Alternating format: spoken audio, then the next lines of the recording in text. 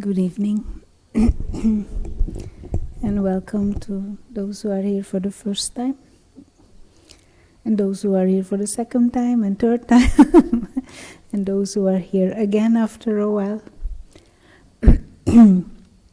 Tonight's session is on health, the mind, the missing link in health. And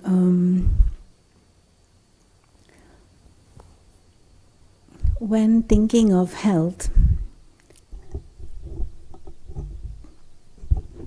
there is always almost immediately a focus on the body. We kind of are conditioned to think in terms of health of the body.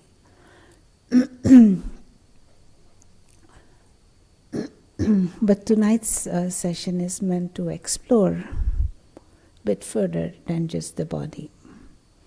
And one simple understanding is that if you have a system of health, for example, if you would have a system of health where the heart is ignored, would that be a system that is complete?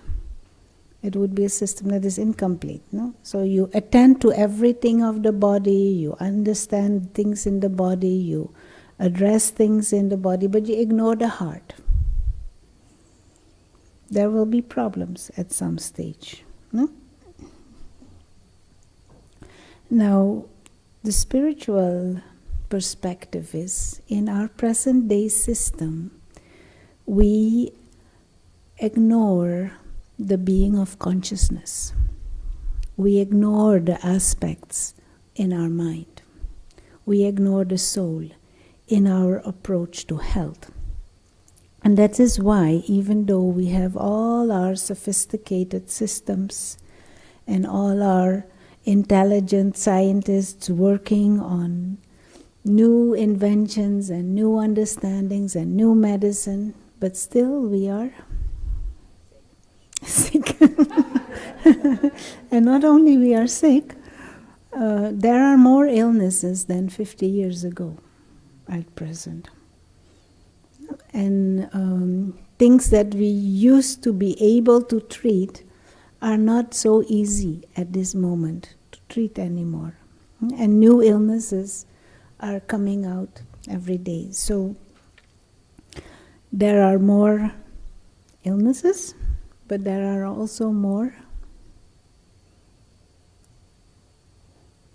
patients, there are more doctors, there are more healthcare professionals, there are more nurses, there are more hospitals, there are more ambulances, but there are still more illness, no? Physical or mental illness. So maybe, just like this system where you ignore the heart, maybe there's something deeper and something else that we are ignoring, that we are overlooking, that we are overseeing, that we are not seeing, not addressing. And one way to understand this whole thing is pain. When there is pain, so if you're in a wrong posture physically, the body is in a wrong posture, there will be pain. So the solution at that moment is not to take painkillers. The solution is to change the posture. The idea is not to stay in the same posture and then just take painkillers. Well, we can do that, but doesn't solve the problem, isn't it? It is like turning off the fire alarm as an intention to put out the fire. So the spiritual positioning is that illness in itself is a form of pain that has a message. There is a deeper message behind. And our aim, our efforts maybe should lie in decoding that deeper message. And what has happened in the medical world is, and also I've seen from my own observations, if a patient comes with a certain illness and it gets treated, does that generally mean healthy ever after?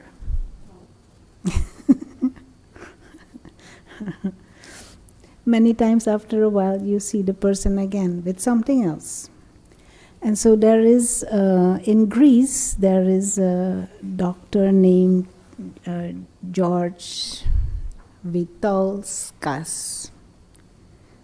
Don't pin me down on the name. Vitolskas is his name. He was Nobel Prize winner for alternative medicine a while ago. And he had a clinic, and over his 40 years of experience and practice, what he did is after 6 months of a patient cured, he sees them again, every patient after 6 months. And what he says is either the same problem comes back or some other problem comes up. And what he calls it is we just reshuffle the problem, but we don't really address the problem. And he says, and sometimes the illness is just pushed to a deeper level. So for example, the skin and lungs he calls superficial problems. And then the problem goes into the bloodstream or to deeper organs in the body. And he says he sees that throughout his medical career, he has seen that. So what he's saying, as a medical system, we are not addressing the real issue. Now that doesn't mean you shouldn't go to your doctor anymore if there is something, because if there is something that needs immediate relief, you go and get that immediate relief.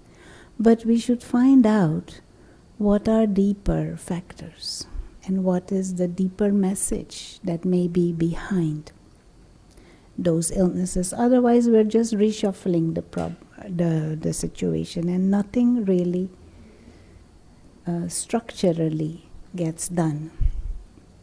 Now, the spiritual perspective is that generally we ignore our mind and what happens in the mind. We ignore what happens at the level of consciousness. And if we ignore that and just try and address the manifestation at a physical level,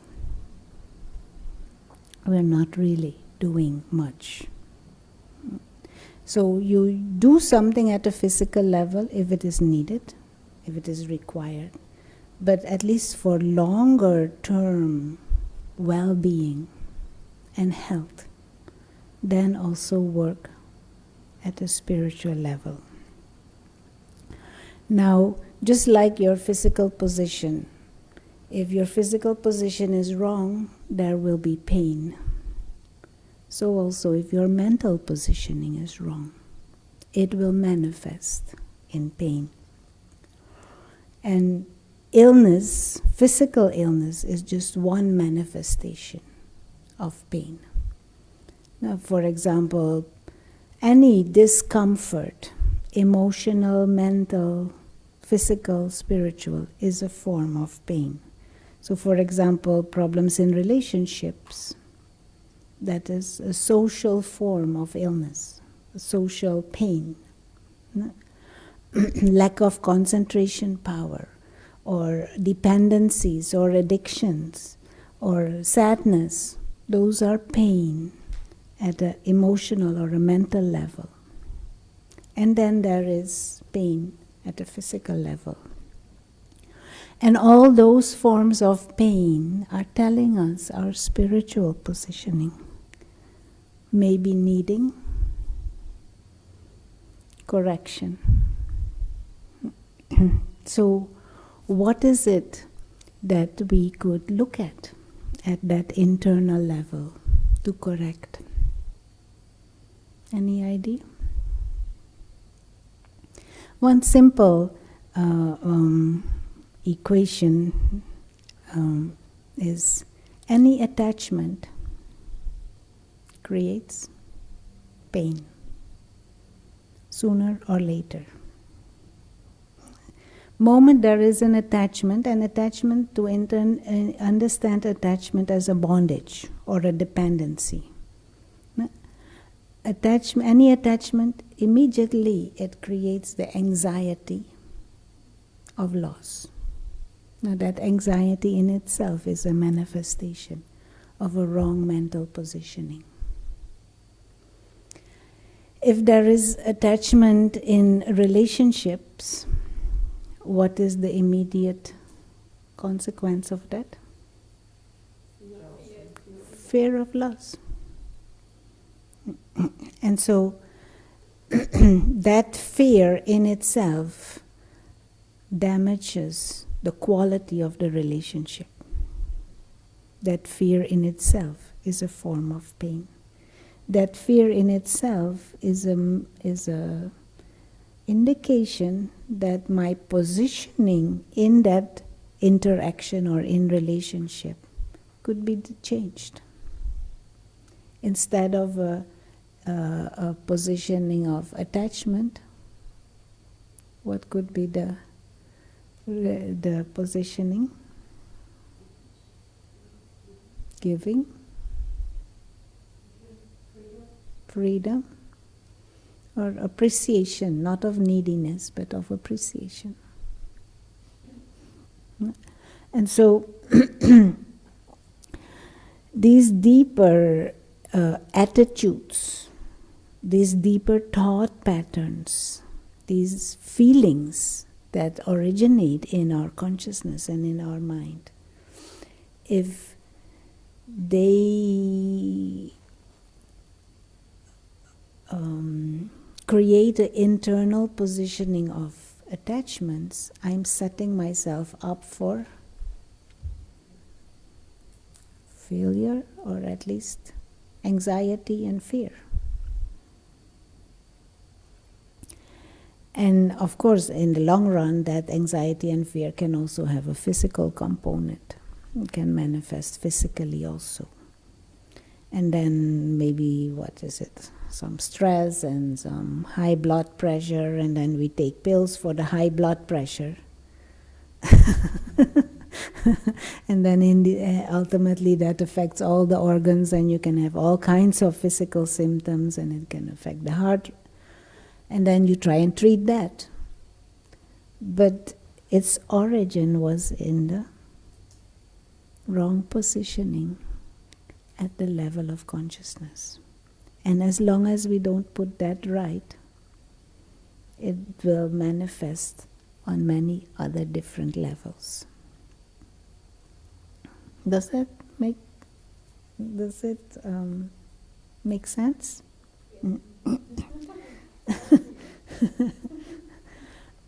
So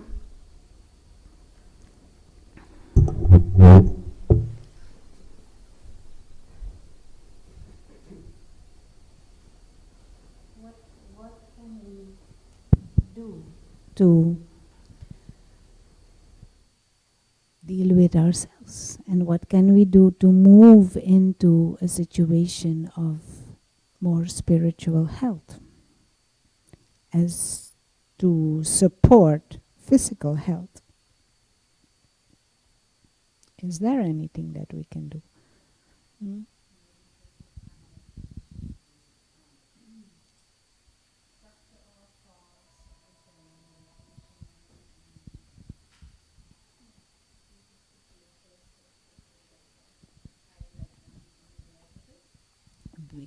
become more aware of your thoughts, your feelings, your attitudes.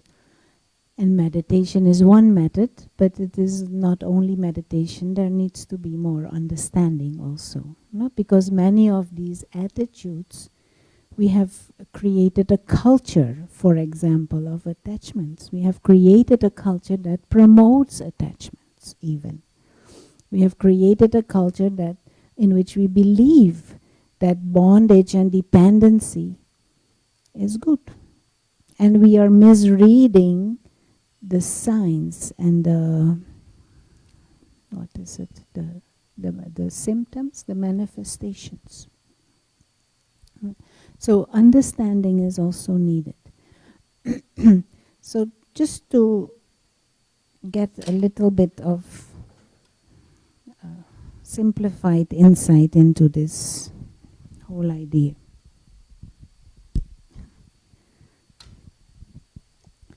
If this is the body,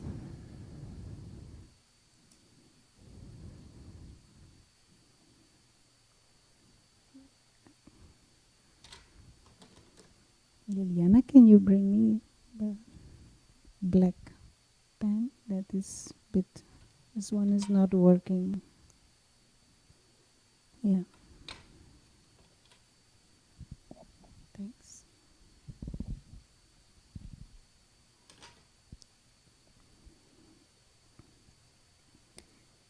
If this is the body, and if we think of ourselves as just bodily beings, then we think of health in terms of well-being of the body.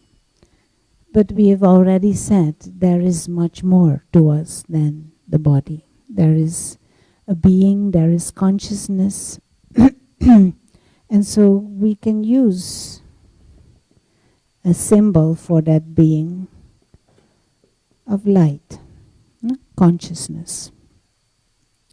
And just as when we need to consider health, we need to consider the whole of the body, not just part of the body.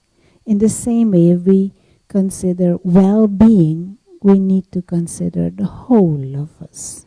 The being of consciousness, the mind, the intellect, our tendency, our thinking patterns, our feelings, our attitudes, our intentions, all of that is to be considered when we think of well-being, and including physical well-being. Please come.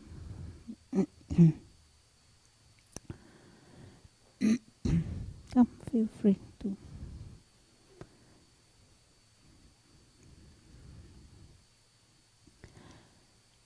And so there is a whole system in place for us to check the bodily functions, to address situations in the body. But what do we have in place, and what do we know about consciousness? And how can we even check anything there? How can we diagnose health at the level of consciousness? One area that we can look at is our attitude. Another area that we can look at is feelings. Another area that we can look at is thoughts.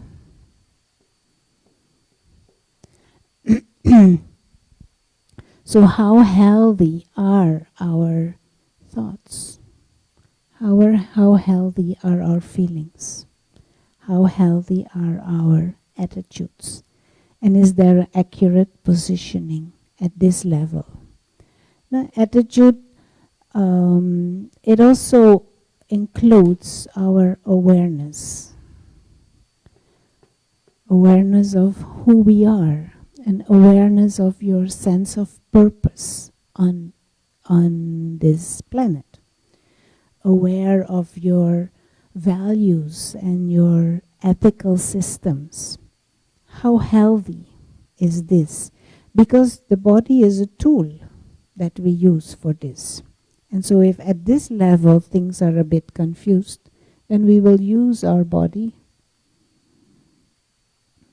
not necessarily in an accurate way. Because our body functions best, for example, when there is balance, when there are feelings of harmony, when there are feelings of joy, when there is contentment, when there is peace.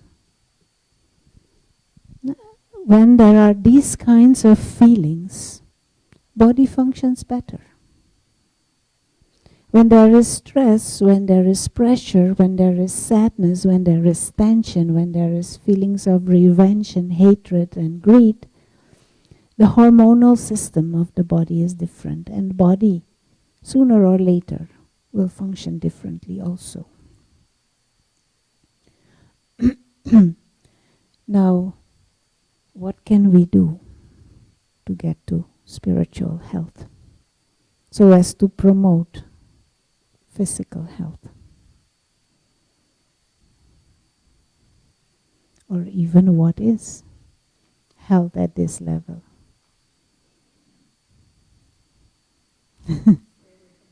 Stay away from people.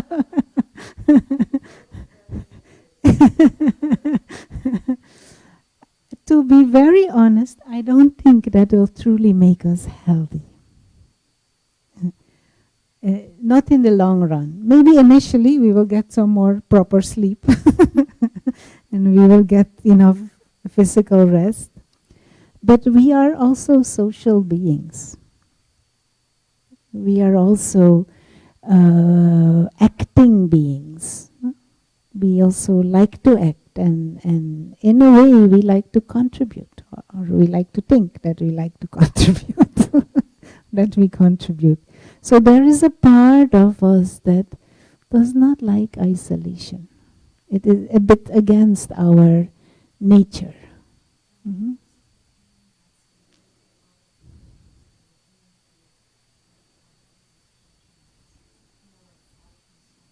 Yeah.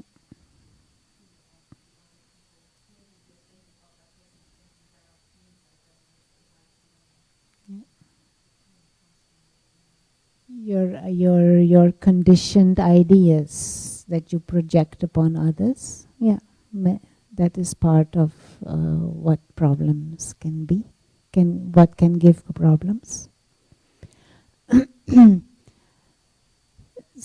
This is a vast topic, no? And we can talk whole week, 24 hours, but we're just kind of exploring some basics.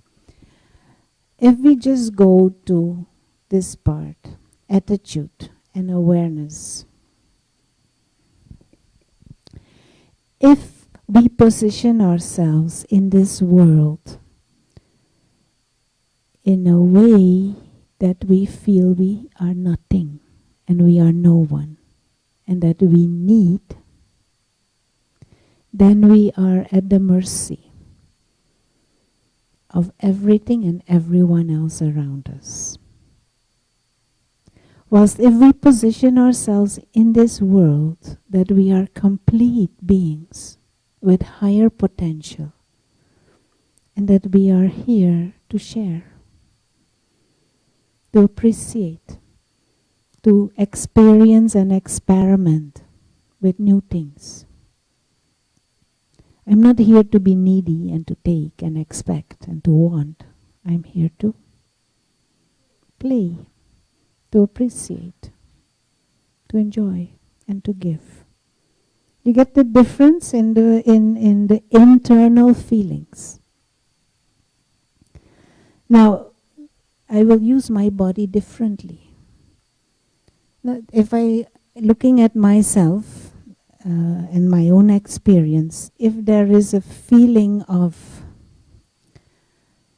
super contentment, then I'm not hungry. And I eat very little. When I'm not so content, I eat more. And I eat certain things especially. I want more. And when I'm totally under stress, I don't eat at all. But this is just the physical, how I use my body connected to my internal mood and state. Now, if I'm continuously feeling content, then my food pattern would be ideal.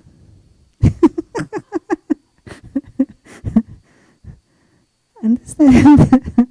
And I would not need to use food to feel good, because I already feel good. And I would use food just to nourish the body. And so, coming back to this attachment, one other area of attachment is attachment through sense experiences, and to sense excitements, and to sense pleasures. And one big area of sense pleasure is Mr.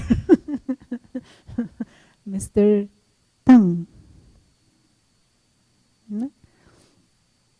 And not to judge or condemn, but just to observe these dynamics within the self and see if there is a different level of contentment I could explore and experience and experiment.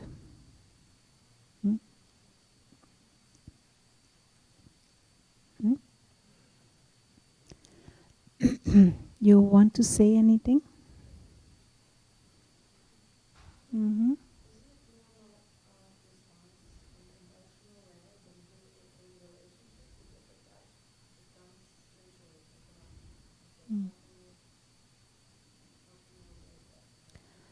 Mm.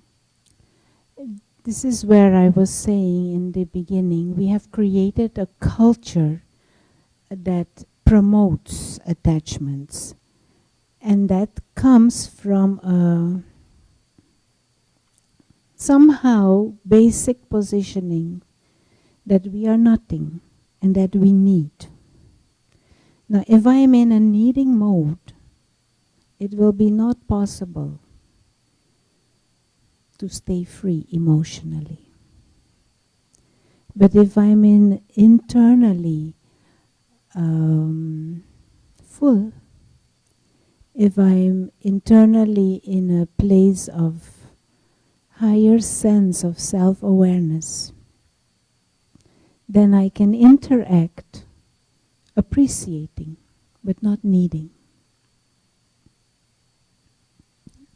And this is something that we can only explore at the individual level. Not to give an example, if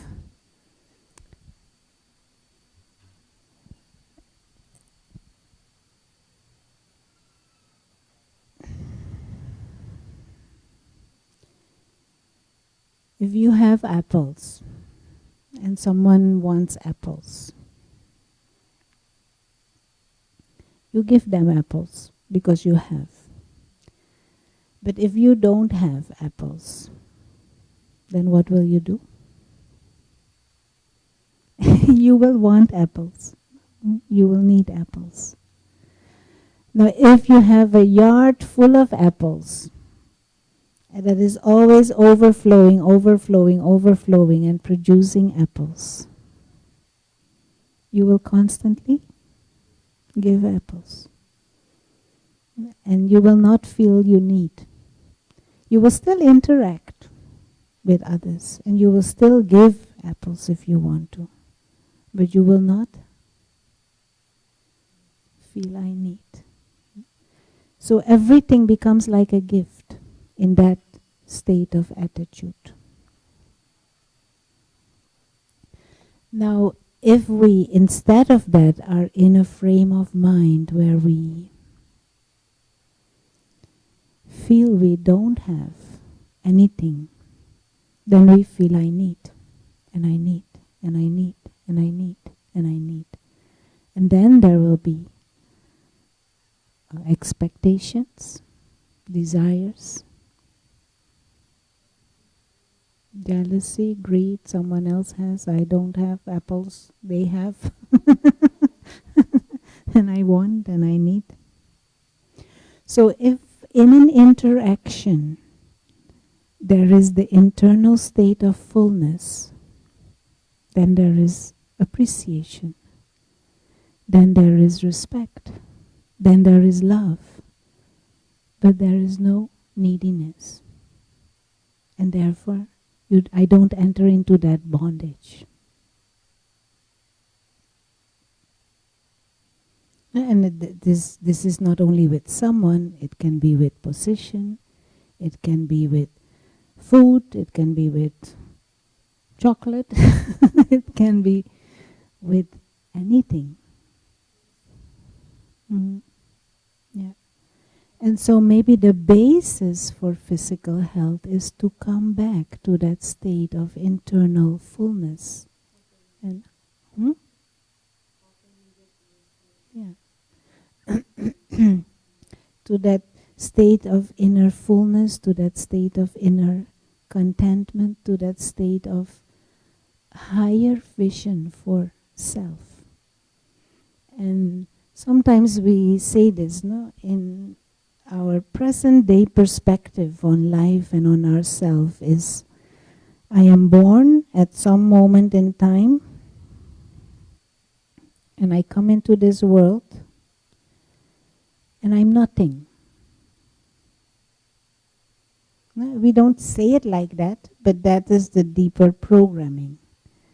And I become someone by what I accumulate, by whom I am associated with, by what education I can get, what position I can get, the way my body looks after a while, because not in the womb as a fetus, but how it evolves and whether it is conforms certain norms, color of skin or aesthetic physical beauty, whom I am associated with, how much I can accumulate and own. I become someone. And then through the journey, and at the end of that journey, what happens?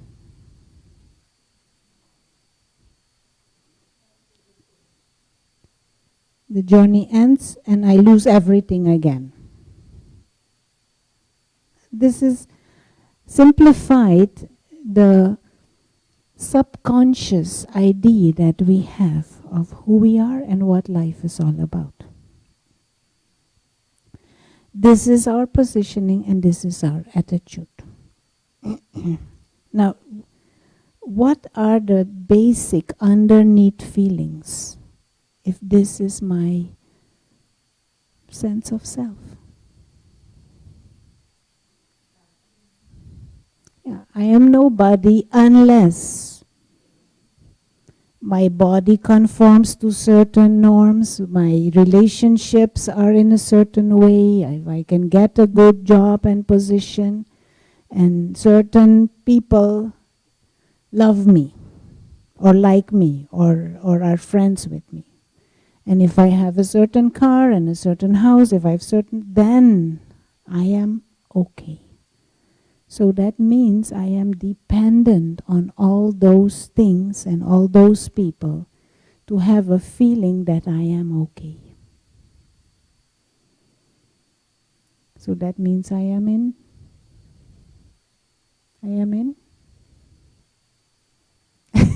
a problem. I'm in bondage, actually. And everything and anything outside decides whether I am feeling okay. That means I am not free. And even if everything and everyone is just okay today, there still will be anxiety because maybe tomorrow it will change. So if this is our attitude towards ourselves and towards life, we are setting ourselves up for inner emptiness and insecurity and fear. And maybe that internal wrong awareness manifests at this moment also as mental and physical illness at different levels. And we're trying to correct it at this level. But if we don't change this underlying, nothing will change. Now, what can we do to change this? First, we need to understand that this is what is happening. You want to say anything? Anyone want to say anything at this moment? Yeah. I don't need to, I just need to change myself. But, having said that, every change in society started with one thought in the mind of one person. But I don't need to do it for society. I can start for myself. But we don't live in isolation. And so, no, we don't live in isolation means if I change, my change will affect others and influence others. But I don't need to do it for others. I can do it for myself. So, what can I do?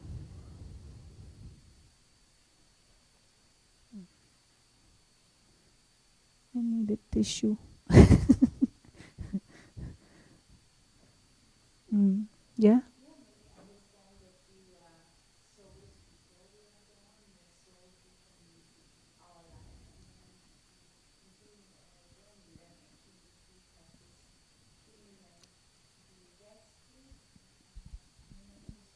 Mm.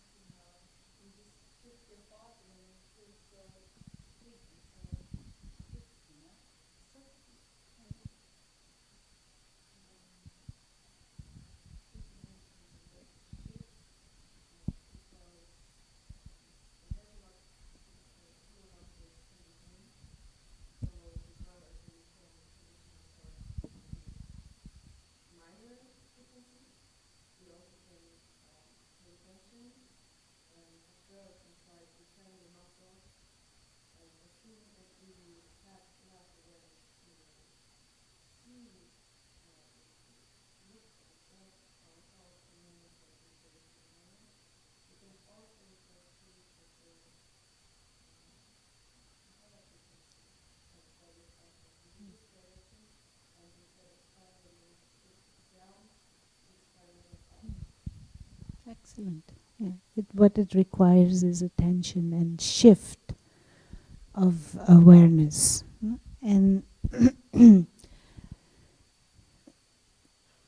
the the Raj Yoga angle to this is you are this being of consciousness. And this being out of consciousness transcends the limitations of matter. So This being is there before this body was born. And this being doesn't necessarily end with the end of this body. And the being, or the soul, or consciousness, has divine potential. So there is endless potential of peace, of purity, of love, of joy, of wisdom, of freedom. That is the essence and the core of our being. And this being that is divine in nature takes birth in a body. A divine being. Now, can our attitude towards ourselves be like that? And coming into this world with all this potential, traveling through this world,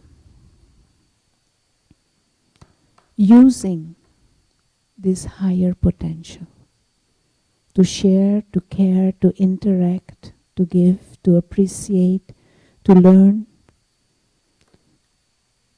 And at the end of the journey, this journey will have enriched me, or I will have learned something, or I will have shared things. But I will leave this journey still as a divine being. Only problem is, if I'm in this mode, I will not be aware of this, and so I will not use it. Now, sometimes we give this example of a story of an eagle who believes he's a chicken.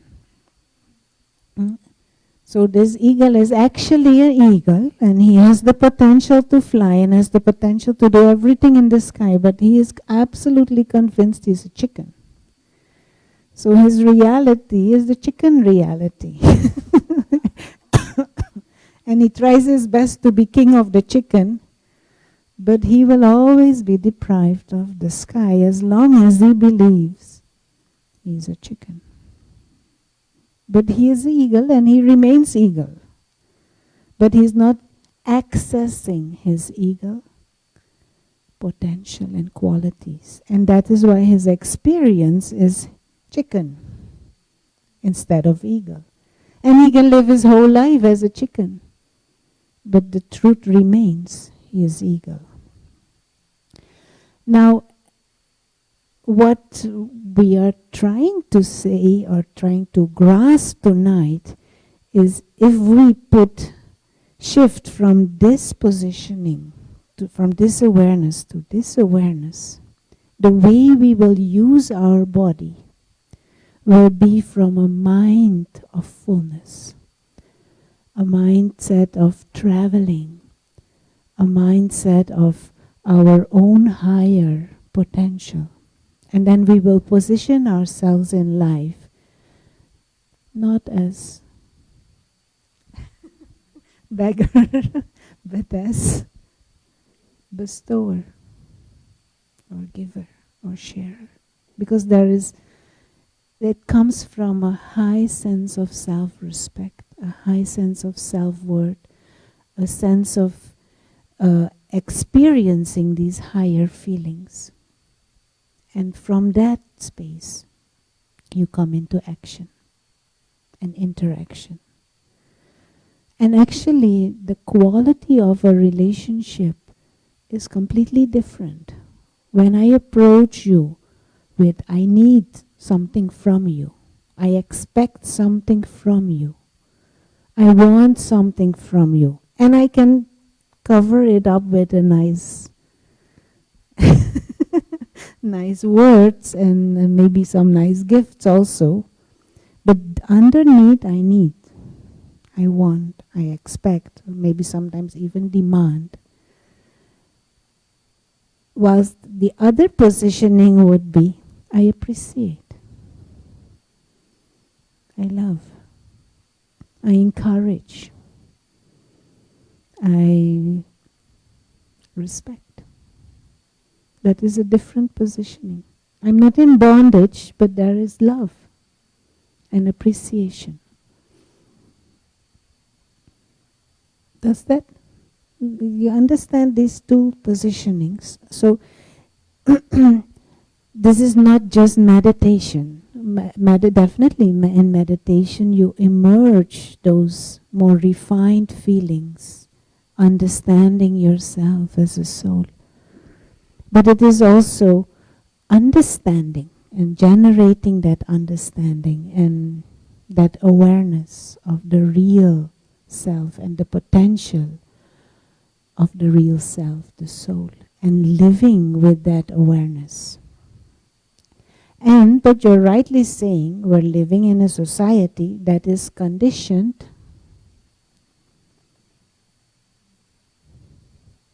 for chicken. I agree. But even though it is like that, do we need to stay with it? You don't have to.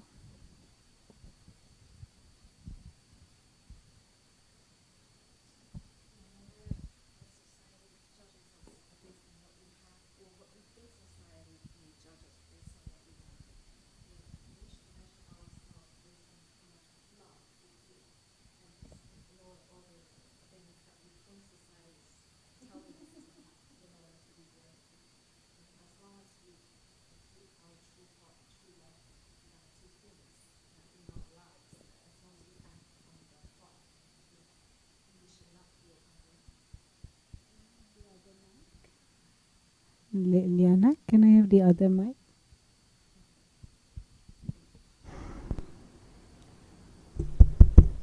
Yeah.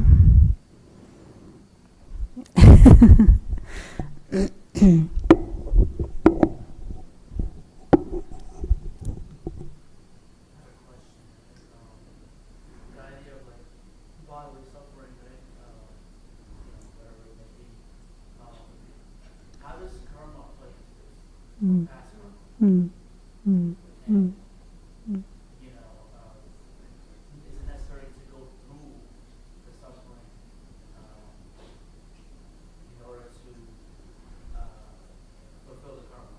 Mm.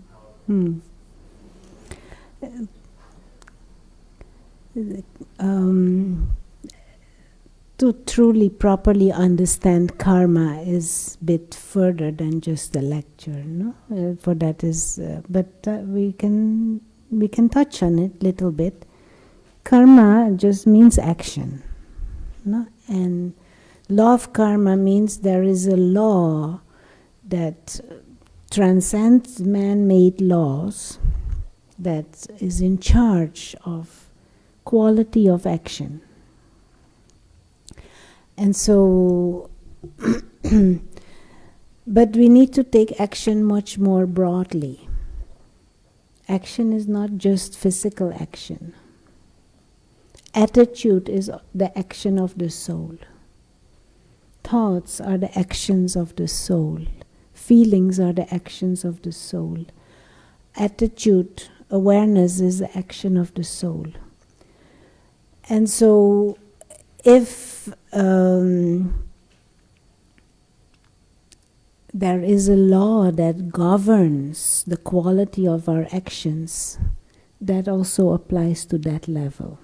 And so, if the awareness is not the highest, then what comes back will also not be the highest. That is what the law of karma says. But it has much more intricacies. But to give a simplified example, if there is fire there, I gave it this, I think last week we spoke about it. If there is fire there, then the right position for my body is to be here and fire there. No? That is the right position. Now, if I break that position and I put my hand in fire, what will happen? But before it burns, there is pain. Now, why is that pain there? To warn me. There's a message. This is danger. take your hand out of that fire. That pain is there not to make my life miserable. Actually, that pain is there to help me, not to make my life more miserable. If I learn the lesson. But if I don't learn, pain will continue, and pain will continue, and pain will continue until I learn. No? And I can learn also through wisdom. No? My mother told me, don't put your hand in fire. So if I listen to her, I don't even need to feel pain to get the message. So what the law of karma just means is I act on certain things and there is a reaction. If I learn the message through wisdom, I don't need to go through that pain. And if I learn the message when the pain is there and I correct my posture, then the pain stops. So in terms of karma, whatever happens to us at present is as if consequences of all those level of actions from the past. And I can't change that. But I can change now. Yeah, what I do now decides my future. And my future is not next life, okay, maybe, but my future is also next minute, and tomorrow, and next week. So if I shift the positioning internally now, then I'm shifting the karma.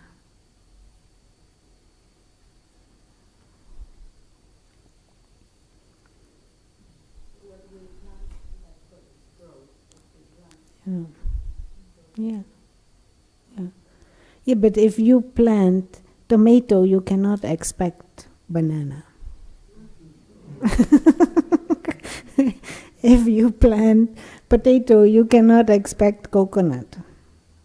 So what we are harvesting now is the result of the seeds sown in the past. So if we continue to sow those same seeds, we cannot expect to harvest something different.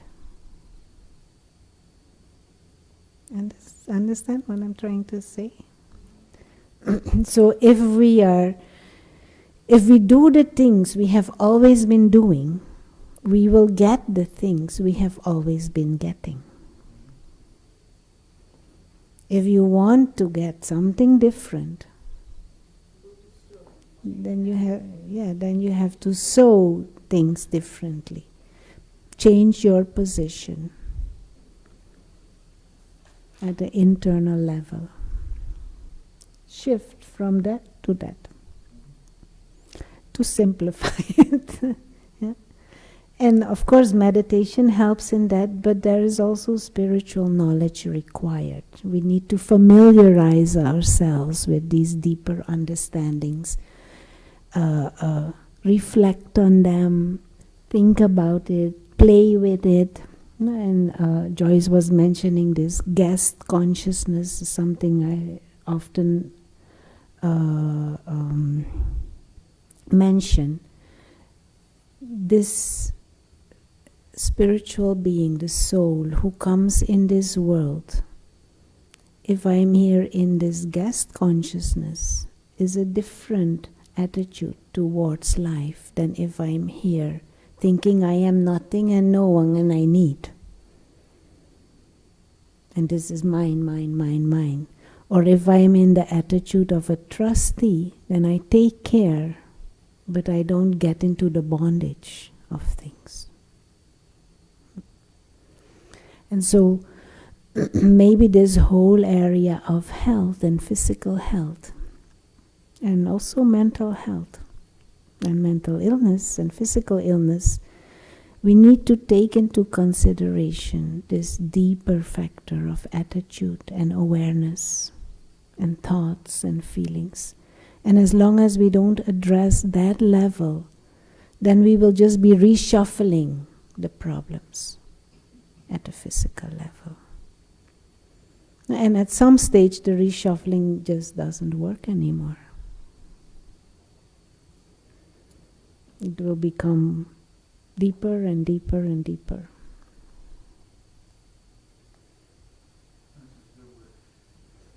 For me, awareness is the key. It's the first step.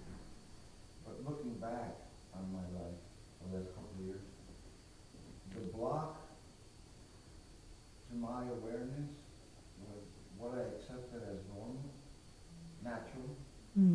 I accepted stress as natural, of course. Anger, frustration. So I was never, I just thought it was, yes, if you had my problems, you'd be stressed too, or you'd be angry too. And it's not normal. Like now if I'm stressed or frustrated or angry, I realize I'm out of alignment. I never realized that before. I just thought, yeah, of course I'm stressed. Everybody's stressed. But now I say, no, I'm stressed. I got to take a time out. And it was a big change. Excellent. Excellent. No? This is excellent. I don't know what else. The change is unbelievable. Yeah. It is like that is what I was meaning with the shift from that to that. There are certain things we just, how to say, we are conditioned to think in a certain way. And then you wake up and you say, but do I need to think like that? And is it true? And you experiment with it, and then you see something completely different. Yeah. I was going to say that more of a challenge now because of technology, how we're all connected, and internet and things like that, where we communicate less with each other, more on the cell phone and stuff. Yeah. There are many things, no? There are many areas.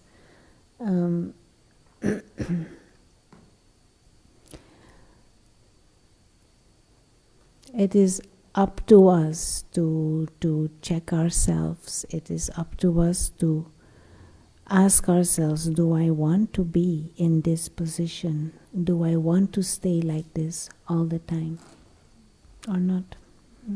Or do I want to shift my position? Do I want to shift my attitude?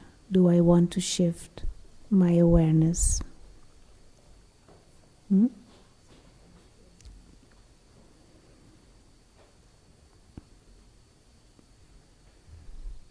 There are many things, no, that stress is one area that we think is normal. Attachment is another thing. We are so conditioned to think that it is normal. Certain egos, we think it is normal.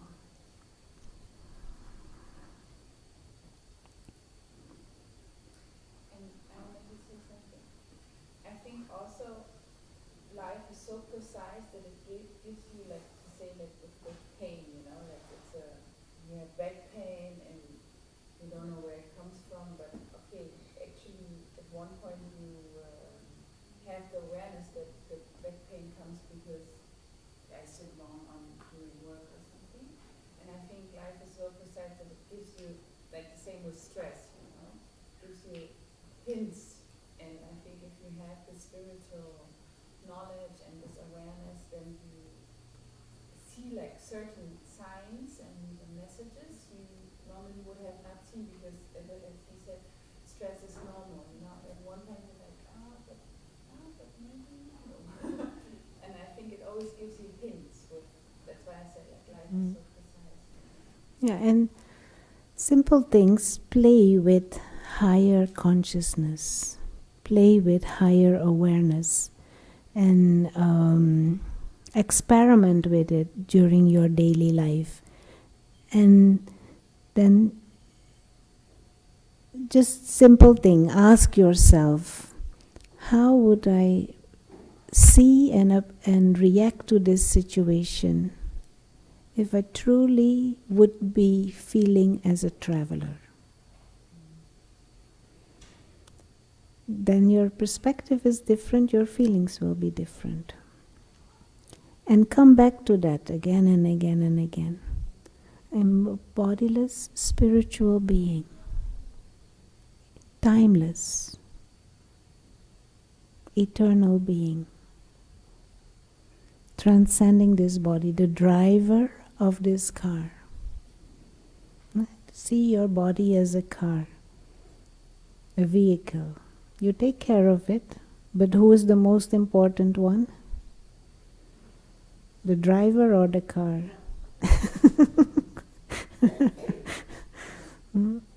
And this driver transcends the limitations of the car.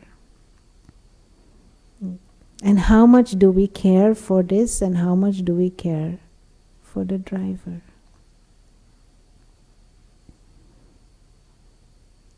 So shall we do some experiment? Yeah? Okay. Any final thoughts before we... Mm-hmm. Just one small portion. So as long as we don't feel misery, that means we're okay.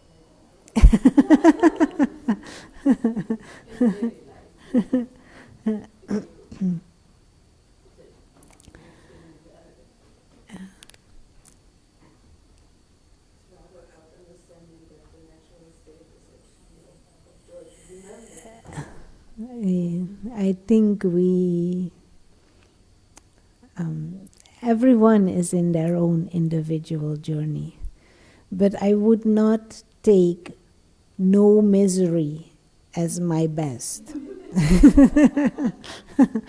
I think there is much more possible than just absence of misery. Yeah. Understand? Maybe I'm not catching exactly what you're saying, but... we have to be at the joy of bliss to see that we are in a good position. As long as you don't have every day is different, but take one day at a time. If you don't feel any worry. Yeah. Okay. No, it's not to criticize myself or to condemn myself when I'm okay, but my highest potential is bliss. My highest potential is love. My highest potential is freedom. So why not aim to experience that? Always. And to make steps in that direction. No, and not to demand it right now, but also not be complacent and say, oh, I am all right. Could be better, but I am all right. But aim to it is like what we were saying, no? These laws of karma. What is it that you would want? Do you want physical well-being truly? Not only now and tomorrow. Do you want mental well-being now and tomorrow? Then just being okay is not good enough.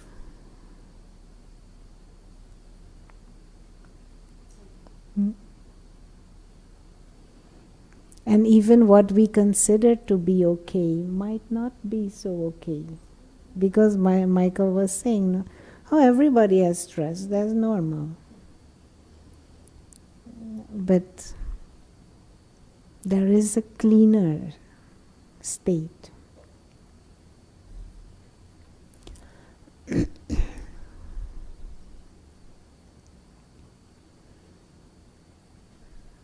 Anyone else? Any final? Okay, then let's have a few moments.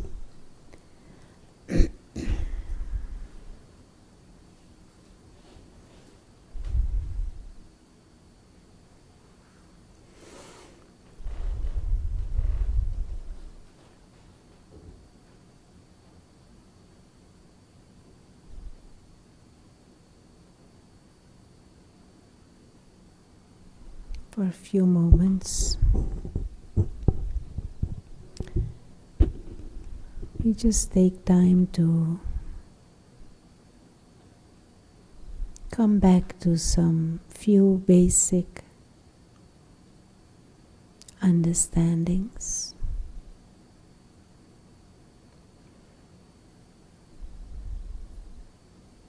That every form of discomfort itself is a message.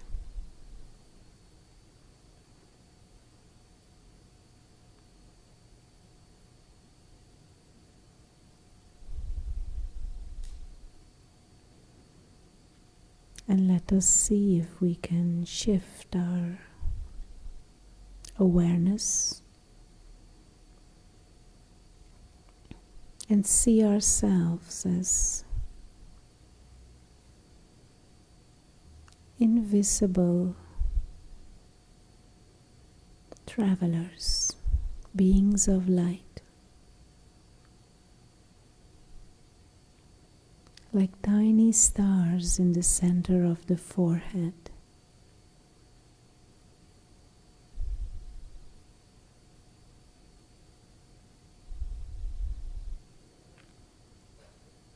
And the body is the vehicle, but the driver is the invisible soul, sitting behind the windows of these eyes.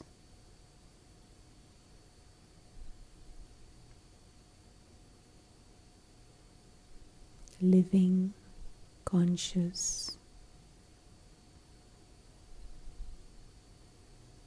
eternal being of light.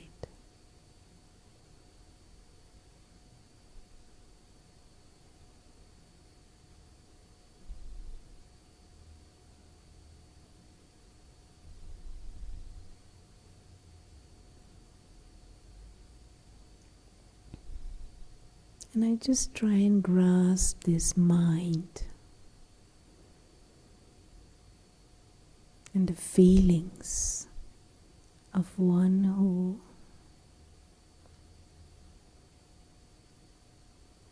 is free, timeless,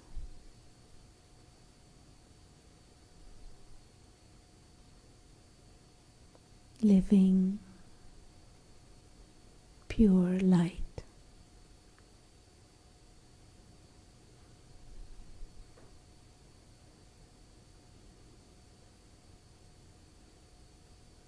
And the body is an extra gift.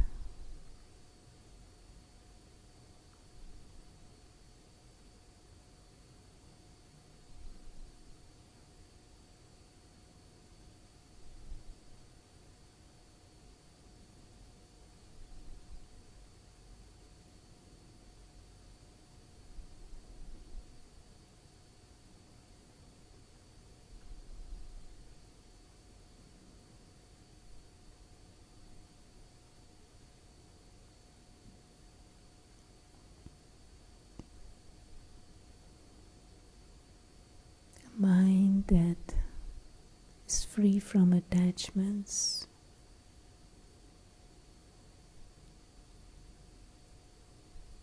free from anxiety and fear.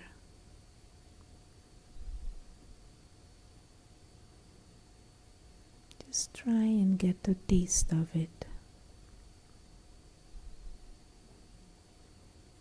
At peace, at ease.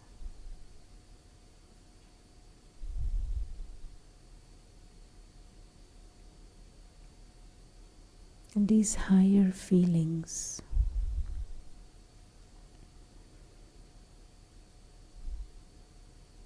influence the body in a healthy way.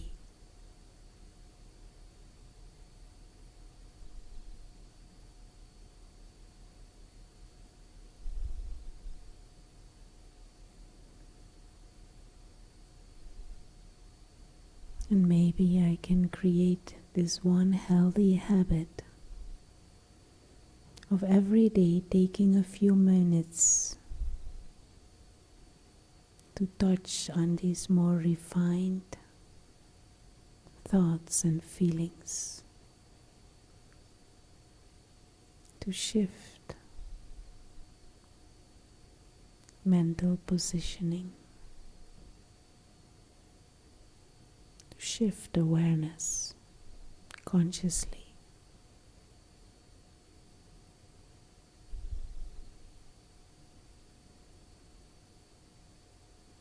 Coming back to a more healthy and positive state of mind.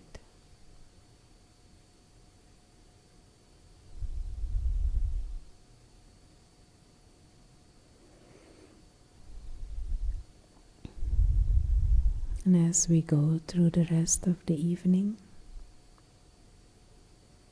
we continue to play with this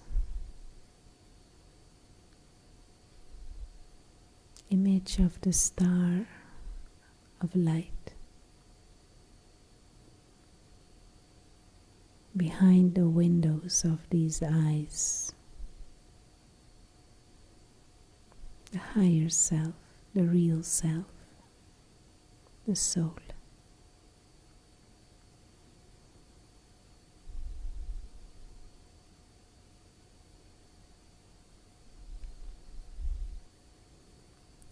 Om Shanti. Thank you.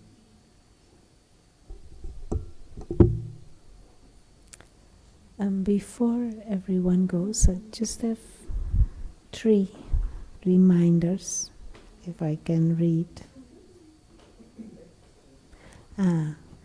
Coming Tuesday, we have a special event. So for whoever is interested, most welcome. It is called Shivratri. It is originally a festival in the Hindu calendar, and it is the celebration of God's wisdom in this world. So we will have a special event for that. Same timings as tonight. You're most welcome, and you're most welcome to bring a friend or 2 or 3, however much you want, and it will be a little bit celebratory also. So that is one thing I needed to say. It is not on the calendar, so it will be like this. But feel free to bring anyone. People have been asking me in the Thursday sessions for how does the organization work and functions, and how do we sustain and do all this all the time, and is it really for free? And yes, it is, because we feel spiritual knowledge is not something that you can buy. It is your right, and we share it with each other. But of course the facilities, all of that costs. So if you would want to contribute, there is a box in which you could help in that way. But there are also other ways that you can help with volunteering for certain things. As you saw this today, Michael stood by the door to welcome you. So that is one way that especially on the Thursday night would be very welcome. If sometimes you would want to help to open the door, it would be very useful. And there are other ways. If you're interested, you can always ask. And we also have a retreat center upstate where many people always volunteer to help on the weekends. So that is also a possibility. I just wanted to mention, because sometimes people ask me personally, but it is, and they tell me you should also tell in class, so that is why. And then there was one more thing, and I forgot what that other thing was. Next time. Okay.